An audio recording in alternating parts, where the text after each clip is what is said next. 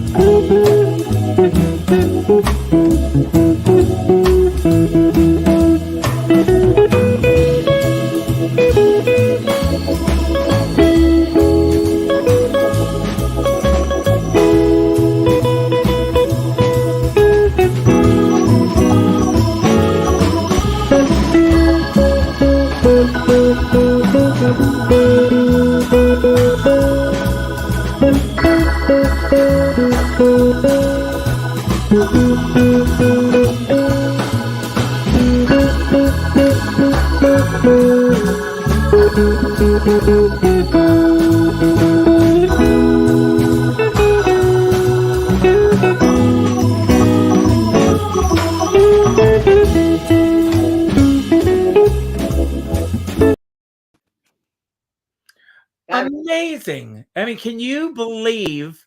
I mean, first of all, Ron, I want to thank you for being here. And we have a mutual friend, Sue Mitsuki. Yeah. And Sue Mitsuki is the one, she's been on this show, and she suggested that you come here. So I want to welcome you, first of all, for being here today. And I want to ask you, before we jump into everything, everything slowed down in New York on March 12th. That was the defining factor with all of us. Where were you in terms of your schedule when everything shut down? Oh, that's a great question. You know, it was really funny. I was supposed to go to Japan in April. So what happened was I was going with a Japanese piano player. We had a flight booked through Air China. That flight got canceled in January before this all happened, before they shut us down. They knew it was coming. So they shut everything down in China already then. So I was really disappointed. Then I worked for Ronald McDonald House, a charity organization here. We perform in hospitals. They stopped. They booked me something and then they canceled, obviously. And then I had a performance with my daughter in a performing arts center that got canceled. I was supposed to play at Columbia University, that got canceled. Everything got canceled, obviously. And I was doing some stuff in the New York City Public Schools through the Musicians Union, through Midori and Friends. Midori's a famous violinist. She has her own foundation. So I worked for them, and I remember I was in school, and I remember hearing about coronavirus at that time, and I was scared because I was working with kids, no masks, nothing. And I remember shut down, and I remember I was just like the day before I was in a school. I was hoping how we didn't catch this, I was like, it was I was busy. Then it just stopped, like everybody else, Now, as I just said in my introduction, you have a new CD that's coming out. Did you record this CD during the pandemic, or was this something that you were already working on prior to the pandemic? And if you were working on this during the pandemic, what were the protocols that were in place for you and the other musicians on the CD as you were going into the studios to work on this? Well, what happened was I was supposed to record my CD, in 2020, at the end of 2020, but I put it off basically until 2021. I actually recorded this CD in November, just a few months ago. But I had been planning it to do it a year earlier, but because of the pandemic, and I was trying to find a record deal during the pandemic, I couldn't find one, so I decided to release it again on my own label. So I basically record this in November. So, we were before Omicron came, we were able to not wear masks, and stuff like that. And I put it off for about a year, and but it was planned for 2020. At the end of 2020, I was supposed to go tour in 2020 as well in September, to go to Denver and do some concerts and then go back to California, where I usually go to every year to perform, and that all got canceled. So it's really a lot of stuff was supposed to happen that got shut down like everybody else, unfortunately. So what were the initial things that you started to do in order to still be creative during this whole period when COVID first began? Well, what happened was, so I had nothing else better to do than to go live like we're doing now. So I started doing my own Sunday evening jazz on Instagram every Sunday. So so I did it every Sunday for 6 months in a row. And Sue Matsuki was one of my guests, actually. So so I had her, and so that's what I did basically. And I started developing I started getting a lot of followers on Instagram and Facebook and TikTok and YouTube, everywhere. What happened was my wife actually had me join TikTok in July of 2020, and my page started taking off. I mean, it's so hard to keep up with this stuff. But anyway, then I would cross post my videos to Instagram and to YouTube, and I would post every day, and I started getting a lot of followers and a lot of views on Instagram and YouTube, actually. TikTok is short form videos, so exactly. At the time it was short form, but now they make them a little bit longer. You can do 3 minutes. So let me ask you, Ron. A lot of people, of a certain age. I mean, you're a lot younger than I am, of course. But yes, but a lot of, but you're also not a teenager or a tween. So a lot of people of a certain age shun TikTok. But do you feel that it's beneficial for you, and that that it's been very good for you? Of course. I mean, the main reason is that there's not many. At the time there weren't many jazz guitarists. So there aren't that many jazz people on there. So it was a good place to fill in the void, So yeah, it was good, and it really worked out for me. I have a pretty good following, but I haven't been able to keep up. I couldn't sustain posting every day because the videos I do, TikTok videos are actually very, very intricate to make. You have to learn all the different editing tools. So I mean, TikTok videos are actually very edited, and to make a 15-second video really effective takes a couple of hours. And do you do it yourself? Do you do all your own editing? Yes. Well, in your you do it on your phone, basically. In your spare time, give me a call. Now, don't go anywhere, because I want to bring on our next guest. Sure. Chuck Muckle and I have known each other since my earliest days in New York. We have actually appeared together many, many years ago. Chuck is an amazing... I looked it up, Richard. It was 1983. 1983. I looked it up. I was too. Chuck is an amazing singer. He's an amazing entertainer. He has toured the country with Robert Goulet in South Pacific, in Camelot, Right. and in addition to all of that, he is also now a director. The first thing that I want to ask you, and forgive me for going here, he's not on camera. He's off camera, but he can hear everything you say. You and your husband, who will be coming on shortly, how do you make it work in the middle of a pandemic? You work together, you live together, you're together 24/7. What's the secret? Well, that's a good question. Actually, we have separate screens for one, so we're at opposite places in the little house that we have, and we've got white noise in between, so we can't hear each other. Right. I don't know. We are able to be in a groove and use the commonality for these projects, and it's almost like a thing you can't quite describe.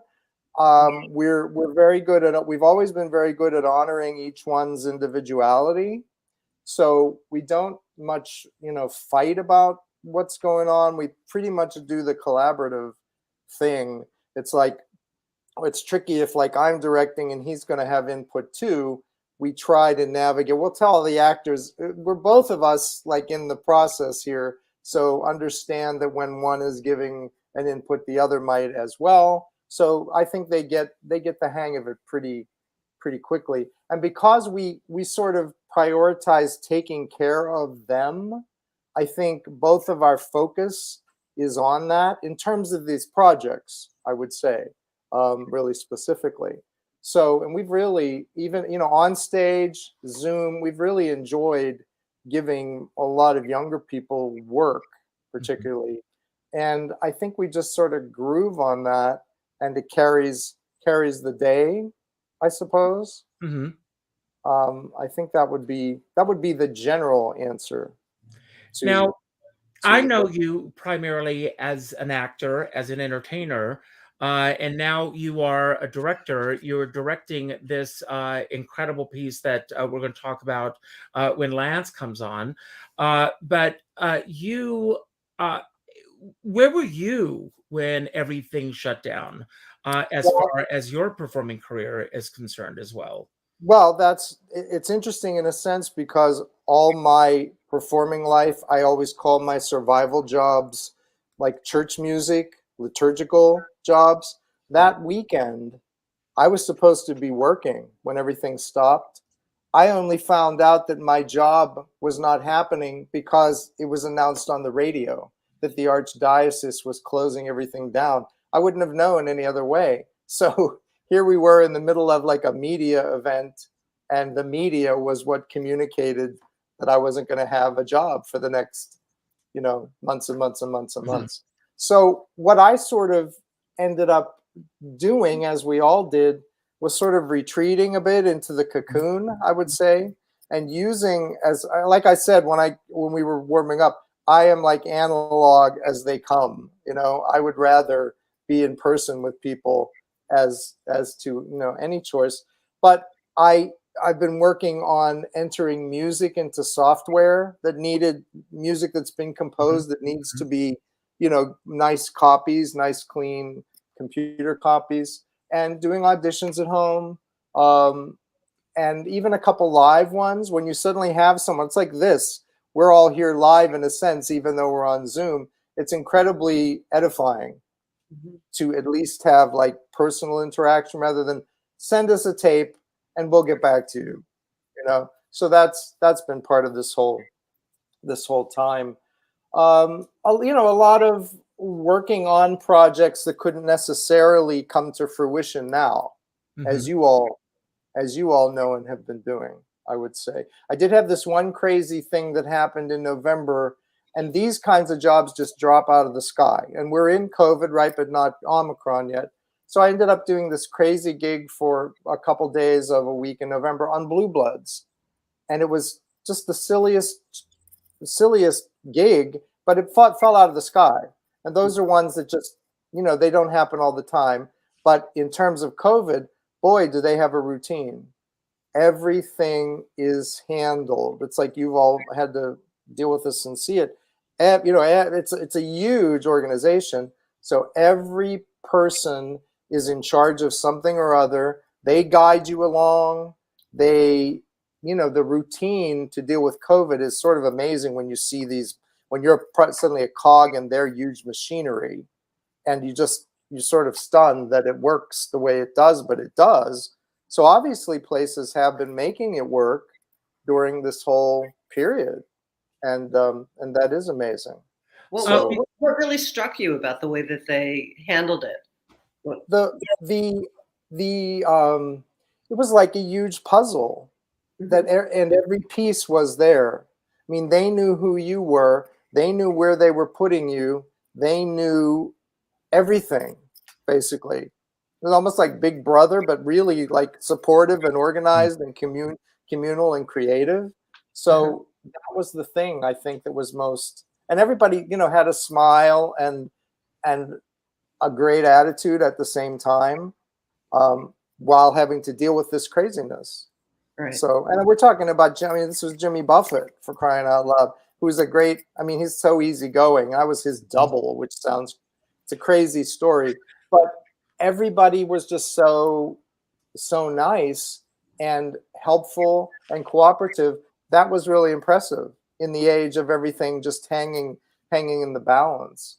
So it was sort of a cool insight into the great machinery and how it's working in the time of COVID.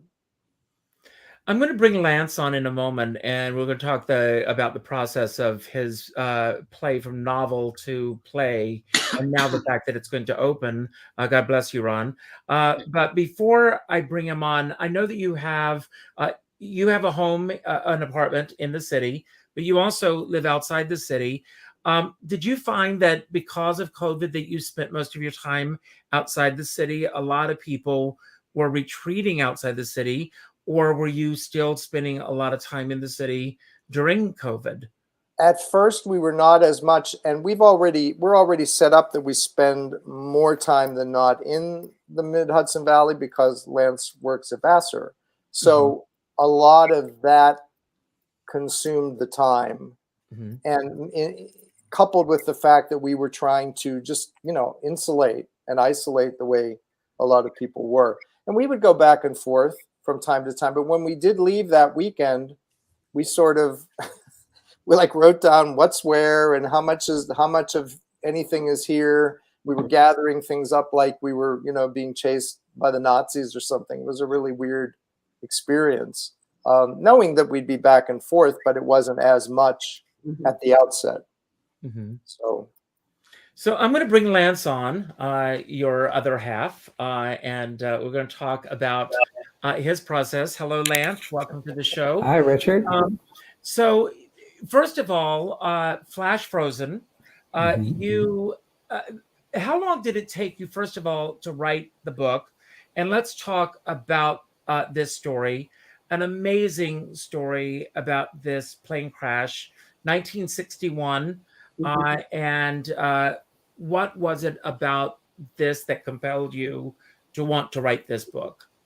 Okay, I will tell you, it is a play. I write books too. This one started as a play. And, it started as a play. Yeah. It went the other way around. Yeah. You know, versatile that way. I was 8.5 years old when the plane carrying the entire U.S. figure skating team crashed, killing everybody. And so that was, I read newspapers when I was that age, and it was the biggest story of the day. And it always kind of haunted me. And years later, around the 40th anniversary of it happening, there was a spate of articles about it. And by then I had already written Flower of Iowa, my novel, and had not yet done a play. But I really started thinking about how I wanted to get my arms around this story. And it's such a huge story. There's so many stories within a story that it took me a long time until I found one aspect of it that I thought, okay, this is my entrance into this incredible story, which is that one of the skaters, a veteran skater at 22, he was a veteran, gave up his place on the team and his seat on the plane to the brightest young skater around who was just coming on, was 16 years old and finished fourth. And then of course the plane crashed. And I thought, wow, how do you live with that? How do you live with that kind of survivor's guilt and what happened? And so I got interested, and as I tend to do when I do historical fiction or drama, I went out looking for ways to get into this world, first by going to Colorado Springs in 18 to the National Figure Skating Museum. And while I was there, the archivist, who's wonderful, gave me the tip that the brother of one of the skaters I was writing about had just left some memorabilia with him. And I managed to get hold of this brother, who was fantastic, on the phone, on email. Chuck and I met him and his wife in San Francisco in 19. So I had that way in. And then I did manage to find somebody who was a childhood close friend of the other skater, because to me, I had the history, but I needed to know these people before I wrote about them. And in an amazing bit of timing, I did my last major trip. By the time I was done, I thought, okay, I know these guys now, and I know how I want to write them. That was that ended in November of 19. And when the shutdown happened, we were largely across the street from the Vassar campus, giving ourselves 1.5 hour a day to walk outside, which was a lifesaver at that point. And I started writing it, and I was distracted by a lot of things, so I got so far, not the least of which was my book was coming out in hardcover, and my publicist at the time said, everything is stopped. We were going to have a launch party in April. Let's not do it. And I was like, we could be dead by June. Let's get this out. So it got out. People were reading books, as it turned out, during the pandemic. And so it came out, and it ended up winning a bunch of awards this past spring, which was an amazing experience. In November of 20, we had a couple things happen back to back, which Chuck can talk about. Flower of Iowa, my book, is about World War I. And a theater we had worked with on another play in North Carolina wanted a Veterans Day project.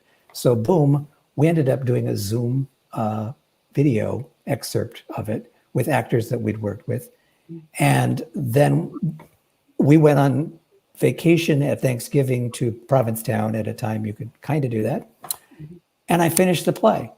And it all kind of came out at once. And here we are, it's November of 20, and the 60th anniversary of the plane crash was February 15th, 1961. So having just done this with an incredibly gifted videographer, we turned around and put the play on Zoom and launched it on February 15th of last year. Wow. P.S. 2 days ago, tickets went on sale for finally getting this thing on stage. And you're going to open on Theater Row in March next month. Mm-hmm. Yes. Yep. So, yeah. Did you ever actually connect with the guy who was 22 who gave up his seat? Is he still He's around? Gone. He's gone. He's gone. But that was his brother and sister-in-law, who also knew him, that we connected with. Right. And it just, once I got that angle of it and knew, and I got to know them as people, I thought, yeah, this is the play I'm meant to write about this. When I finished it, it turned out to be somewhat shorter than my last play. And then I looked at it carefully. I thought, it's meant to be this length. Mm-hmm. So people who go see this next month, it's about an hour because the propulsion of the story forward it sustains it that far. And I felt like I owed both of them this story, telling it. And I'm very lucky that I've got somebody who's been the other half of my life for 45 years directing it. I was listening to him talk about it. He's very articulate on it. I wouldn't change anything he said about how we work together, I don't think. That's wonderful. So, do you think that this play would be happening at this time if the pandemic had not occurred? I think I would have written it. I think it's happening at this time because I write because I feel like it's something I want to write about, but I also am a professional at it, and I had a publicist immediately say, "Oh, the Winter Olympics, the Winter Olympics. Get this done in time for the Winter Olympics." Yeah. Well, guess what? Here They're we still are. going on, and our play's opening next month. Yeah. So that is specific about this. And I have a thing about anniversaries like that. So I really wanted to get it done, to get it out there on that sort of round number anniversary of when it happened, because there tends to be every decade of 40th, 50th. People remember this, but fewer and fewer people are around who remember it. And it felt to me like a very important story to tell, as I felt about other novels and plays I've written. Wow. So, Well, to take a line from another famous novelist, these are the worst of times, these are the best of times. yeah. Ron, I want to ask you, what do you think, for you personally, what are the best qualities that have come out for you as a result of what you've gone through COVID, that you feel that you will be carrying forward with you in terms of your artistic bent, if you will, in terms of the way that you're doing your work, and what has changed within you over the past year and a half? Well, particularly not to ignore, my online audience. So before the pandemic, I know some, I know a lot of people were on YouTube before that. Like this is, I think we're streaming to YouTube right now. I'm not quite sure, but anyway, I have a friend. I teach guitar, so I had this student that I used to teach about 15 years ago, and he used to like this one particular YouTube channel that would teach you how to play, any kind of rock song or any kind of song. And this guy was really popular back in in 2007, 2008 when I was teaching this my student, and this guy had already at that time, had 1 million subscribers at that time. So I was like, wow. So I started doing my own YouTube channel, but I didn't catch, I wasn't consistent. But I started getting a lot of views on one of my channels that I had. So much so that I actually was hired by Akustik Guitar Magazine, who I still write for. They saw my YouTube channel, I saw my acoustic guitar records, and hired me as a writer. So to make a long story short, to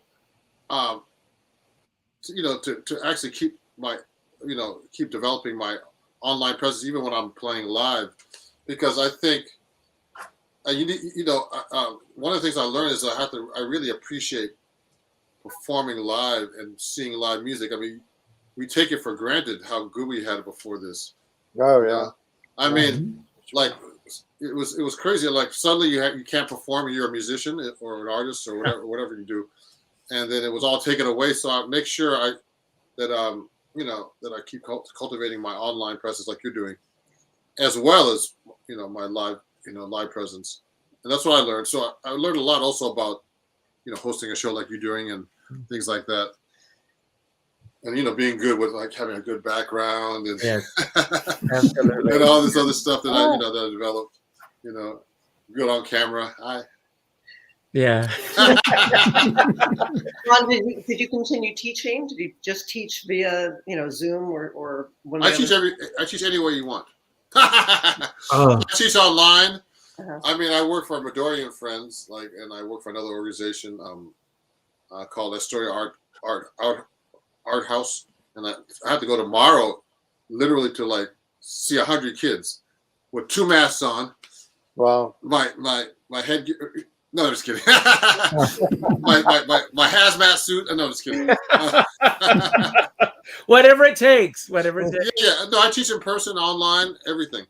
But I mean, you know what's really great about teaching online is like just like getting together to show. Like you just walk into your room, walk into your little studio, just sit in front of the thing, don't have to travel. So I mean, you know, that's the thing I don't regret is like going to a student's house and actually driving there. And it takes like it could be you could be like down the street and take you an hour in Manhattan. So I just sit in the timing, you know, you save so much time online actually. Yeah. You know, I would spend before the pandemic, I would spend hours in the car driving to this gig, teaching here at the back, this show. It was crazy. You know, you have to like make sure you bring 3 sets of clothes with you and 10 guitars. And it was crazy. Figure out where to eat, you know, in between. Chuck, I'm going to ask you the same question. What do you feel that you've learned about yourself through the pandemic in terms of your art? Something that you will carry forward as we get hopefully soon on the other side of all this? Well, I think one of the things, and I mean, I can be as angular and impulsive as they come, is something akin to a different compassion for people and what everybody's challenges have been. I mean, I know it can be frustrating, but and I can let it like affect me personally, but I'm really trying to embrace, because this was such a communal event for everybody, that I think it's helpful to remember that we're all in this together, whether we're doing a project or whether we're just trying to get through a meal or go to a store. You know, it's hard when you see people not in that mindset. So I have to keep letting it go and saying, no, you're fine, they're fine. I mean, we're all working on this together at wherever we are in our paths, I guess. We've had to deal in my family and extended family with losing a lot of friends and family right before the holiday. So suddenly, this past holiday, suddenly it makes you stop and think, what, you know, our connection is still really important, no matter what choices people made. And as we go forward, that is sort of the bottom line,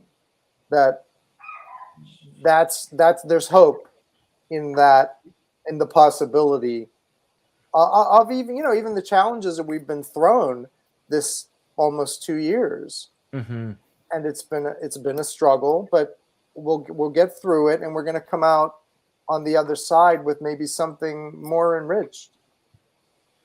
Were those losses COVID related?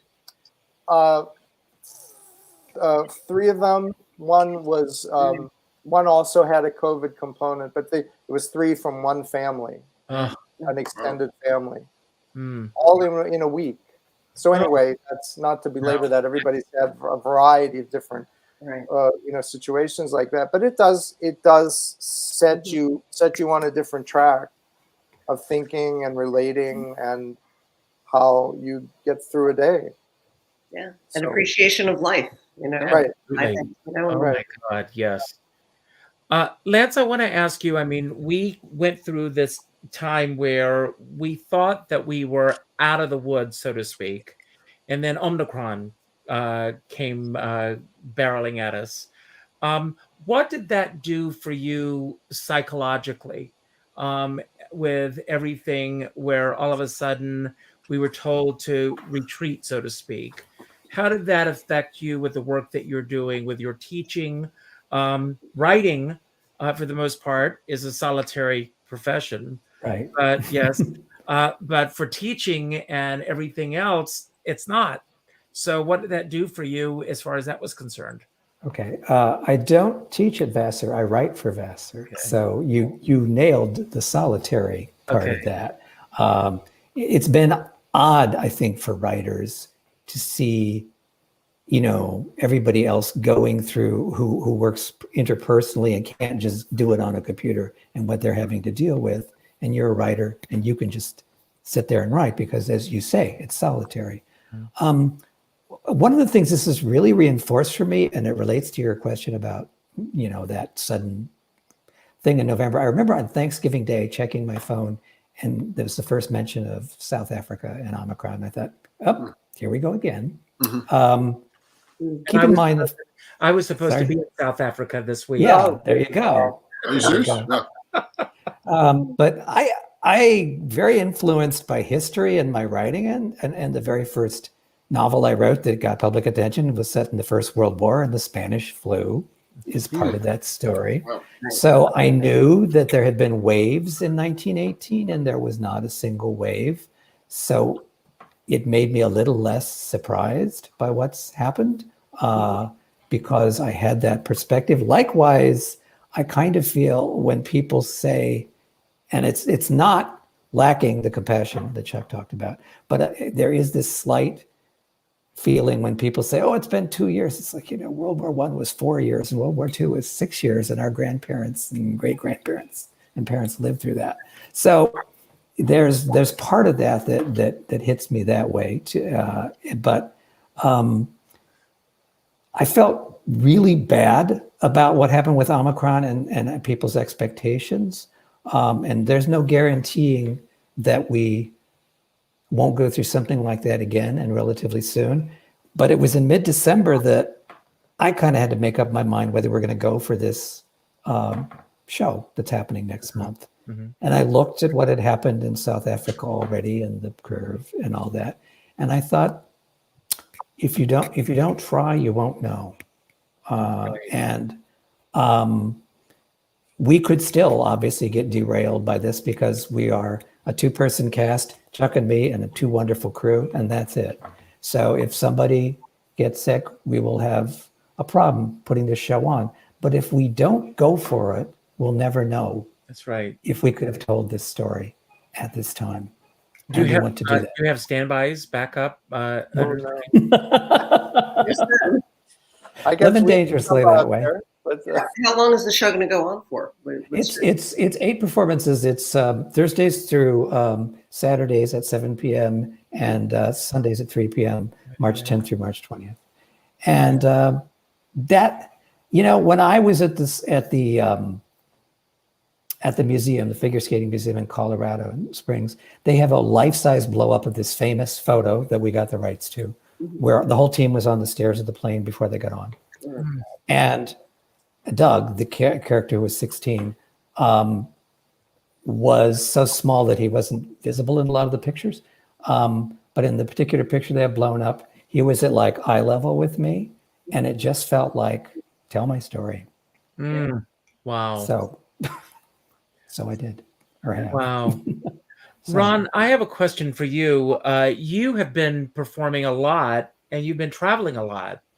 Am I correct? Well, I'm about to travel a lot. Okay. Now, one of the things that's confusing to me, and I pretty much have been a recluse, I will be honest with all of you. I haven't been into the city a lot. I don't go to restaurants. I don't go because I still have those concerns. I will be honest about that. But it's interesting living in the tri-state area where New York City has its rules. Connecticut has a completely different set of rules. Mhm. New Jersey has a different set of rules from New York, and New Jersey, Connecticut, I mean. And then when you're traveling, and especially from state to state to state, and every place has a different set of rules, how do you prepare for that? Me? I mean, I don't think there's a big difference between Jersey and New York and Connecticut. No, but I'm asking, if you're traveling a lot, each place has their own set of rules. Some places have a mask mandate. Some places don't. Some place you have to show a proof of vaccination. Some places don't. How does that affect you as far as the work that you're doing? I mean, I just wear my mask all the time, usually. That's the whole thing.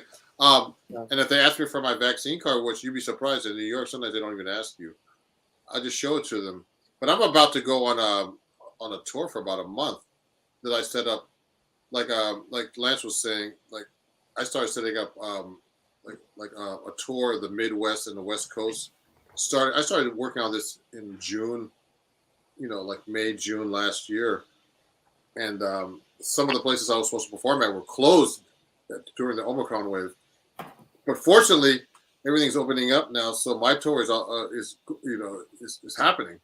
So I'm about to leave on March 5th and until like the end of April, all the way to the West Coast with my That's band. great. And most of these places, some of these places never shut down during Omicron, like in Ohio. They were like, I told them, they were having some issues with ticket sales, and they were saying, so if anybody wants to come out in Ohio, let them know because I'm performing over there. But anyway, look, they were saying, I said, some ticket sales might have been affected by Omicron and coronavirus. They said we never shut down. And they were like, they always had packed places, no masks. I'm like nothing's happening in Ohio. Ron, well, just a question: where in Ohio? Because we do have people. I'm going to be playing in Medina. My first show is in Medina, near Cleveland. Okay. Then I'm going to be playing in Youngstown on the 6th, and then on Westerville near Columbus on the 8th. That's good to know. Okay, thank you. Yeah, let everybody know, your family, friends, Yeah. bugs, anything. And I can put you in touch with each other so that you've got that information. I want to ask each of you, and I'll start with you, Chuck. What was the most difficult thing for you to give up over the course of COVID? All of us had to give some sacrifice. What was the most difficult thing for you? I would say the people contact. I did, over these 2 years, end up doing a lot of visiting to Pittsburgh, which is where I'm from originally. I'm playing there. He's playing there. Oh, cool. So I feel like I made it work as much as possible, but I just feel like in general, we had such a great little gathering on Christmas Day in the city with 8 of our triple vaxxed, fellow friends. And it suddenly reinforced, like I was saying before, that there is a normalcy to be had from all of this. So it was really it's been the people contact. When you couldn't hug someone, that was devastating. Mm-hmm. That was really one of the harder things to cope with this whole time, I would say. And what about you, Lance, beyond that aspect of it? Beyond that's kind of hard because I don't know how much different my response would be from Chuck's. The new normal is not normal. Mm-hmm. And we forget that we've gotten so good at adapting to it that we forget that. We're thinking about the fact, we auditioned our actors for this upcoming show on Zoom. We've had Zoom rehearsals, and we're going to see them live for the first time on Saturday for an in-person rehearsal. And our natural inclination would be to hug them when we first meet them, and we shouldn't do it. Doesn't meet the COVID protocols. So it's like that. It's 1,000 little cuts like that. We love traveling. That's definitely something that I miss a lot. I'm going to be on a plane for the first time since this all happened at the end of March, going to New Orleans for a writers' conference, and it's exciting and it's daunting. Let's be honest. Yeah, I've been on a few flights since the pandemic. Actually, I mean, it's actually safer than most environments, they say. That's good. And people behaved, right? Because that's the thing you keep reading about is. I know. Everybody behaved except for me. No, just kidding. Oh, well, that's different. See, Ron is also a comedian. Well, it's so funny because I love Bill Maher, and Bill Maher, with his guests, he's always saying, should we shake hands? Should we not shake hands? What's your protocol? And, when he's meeting his guests now, because you don't know. I mean, I have a tendency to want to shake hands, hug someone when I meet them as well, but I want to be respectful of their boundaries as well. And it's a whole different way of encountering people. And we all have to be respectful of where they're coming from now as well. Yeah. I'm sorry, Judi. No, I was just going to say, in terms of flying, I flew internationally a couple times during COVID.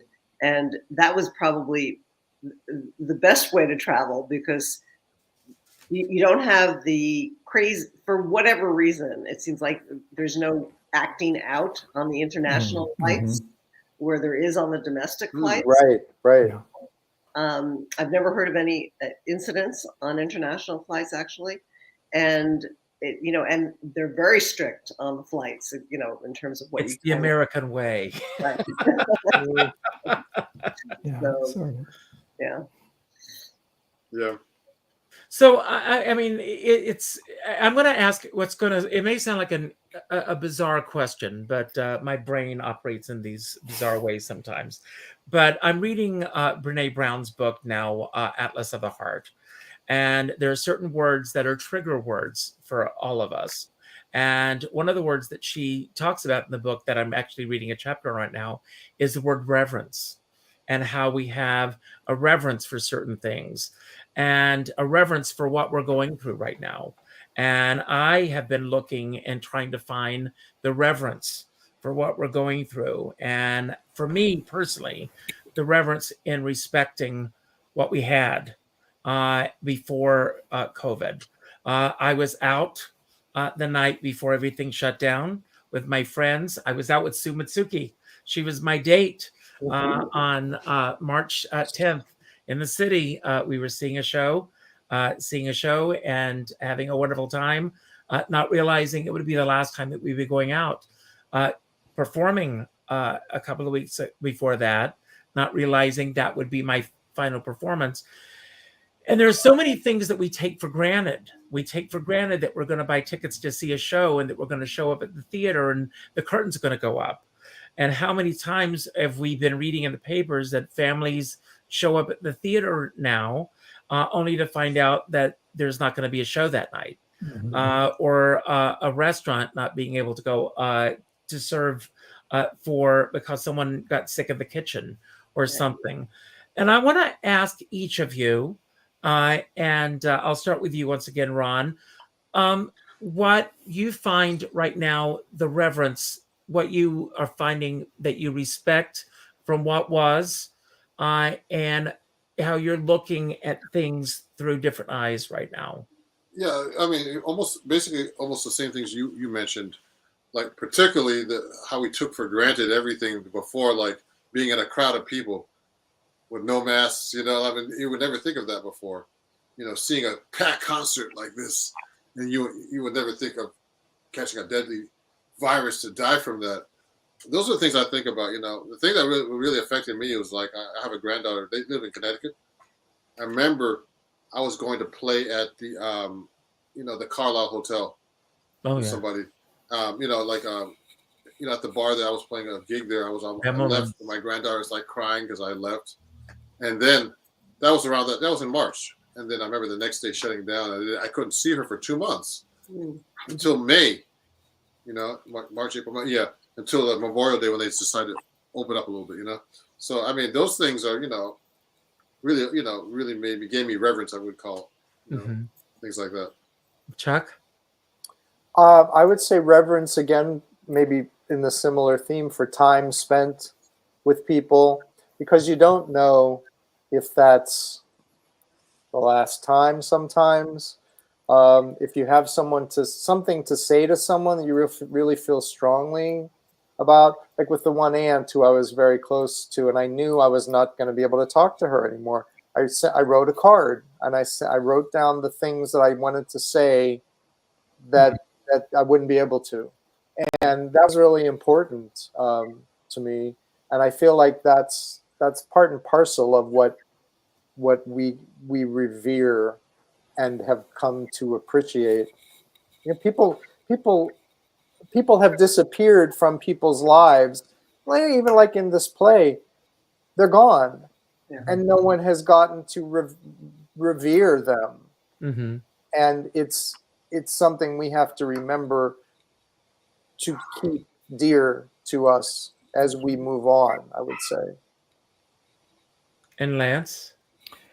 In addition to all the very good points that have been made, I have a new reference for ease. Wow. And how ease was part of, this is actually the second time that's happened in 20 years, because I think 9/11 also broke that ease.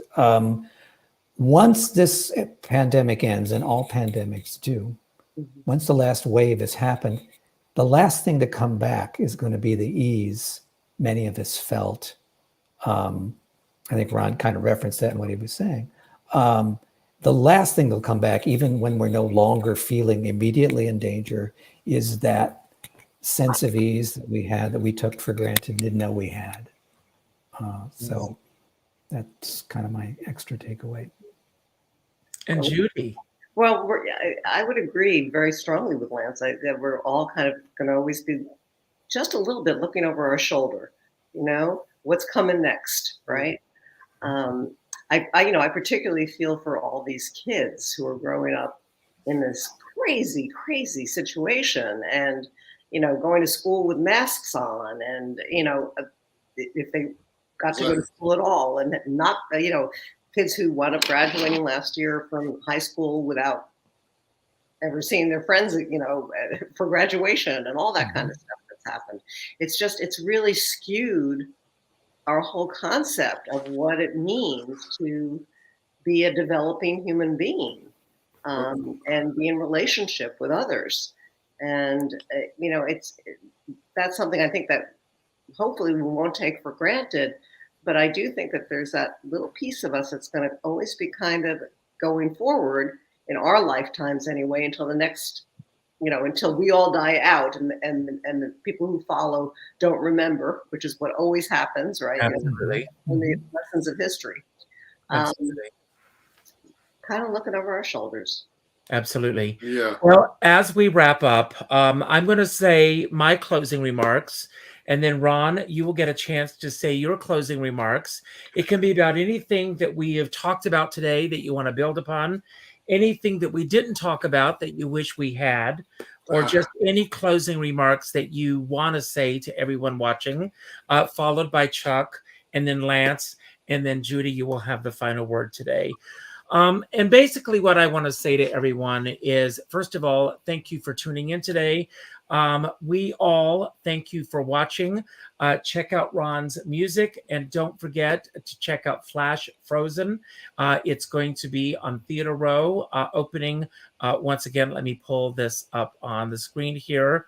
It's going to be opening preview start on March 10th. And then it's going to be running for 2 weeks. So check it out. I will have all of the details on YouTube for both the CD, your website, and the show. Go and see the show if you can. Or you can you can get the novel. So please check them out. I also end every show by telling everyone to go out and do something nice for somebody else without expecting anything in return. Go to your Facebook friends list and go to the 8th name that pops up and reach out with a phone call. Not an email message, not a text message, not a private inbox message, but a phone call. And let that person know what they mean to you. As my dear friend David Friedman always says, we're all in this together, but we're not in the same boat. And I always say, if you're going to go out in a boat, make sure you bring a skipper along. Now, just a few weeks ago, just last week, a week ago, last Friday, it was my birthday. And on Facebook, there was an outpouring of emails and phone calls and everything. And it made me feel very special for that day. Also, the week before, 3 friends I lost in 1 week. Mm-hmm. And on their Facebook pages were photographs and an outpouring of love. And I thought, wouldn't it have been nice if that had been there 2 weeks before, so that they could have seen what people feel about them. And I know that we can't do this for everybody every single day, but it takes very little effort to pick one person to pick up the phone and call and say, I love you, you matter to me, and I want you in my life. Lance and Chuck, it's been a long time, but I'm glad to see you face to face today. And Ron, it's great to see you here. Ron picked up the phone and called me last week and said, I'd love to come on the show, and I'm glad you're here. Judi, you got to take a photograph of that platter. I will. Please send me the photograph because it's insured. Good. I'm going to get another one out to you. But anyway, I'm going to leave the screen. Ron, you've got the stage to yourself. And let's wrap this up so that Judi can get out of here for her next meeting. I know she's in a hurry. So thank you, everybody. It was great meeting everybody. Let's keep in touch. just let everybody know in public to please definitely, support live music and come by and see me on my tours and check out my albums online and share everywhere. Thank you.